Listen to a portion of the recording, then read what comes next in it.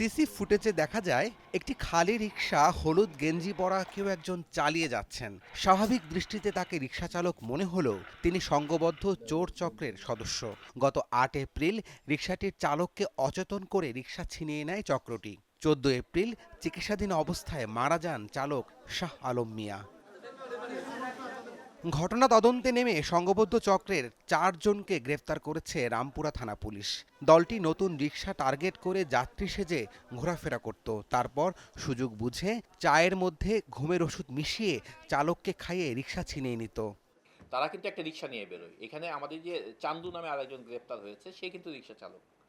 তার সাথে শাহাবুদ্দিন এবং শরীফুল, এরা ৩ জনে একটা রিকশা নিয়ে বেরোয় বিভিন্ন ঘুরতে ঘুরতে তারা একটা যেকোনো একটা খালি রিকশাকে চুজ করে। প্রাথমিক জিজ্ঞাসাবাদে আসামিরা গত ১ বছরে শতাধিক রিকশা চুরির কথা স্বীকার করেছে। এগুলো তারা মিরপুর ও নারায়ণগঞ্জে বিক্রি করেছে। এই গ্রুপটি ধরাছোঁয়ার বাইরেই চলছিল এবং মানে তারা এক প্রকার মানে আনন্দ নিয়েই এই কর্মকাণ্ড পরিচালনা করছিল। যাত্রীদের অনুরোধে রিকশা চালকদের চা বা যে কোনো খাবার গ্রহণ না করার পরামর্শ পুলিশের।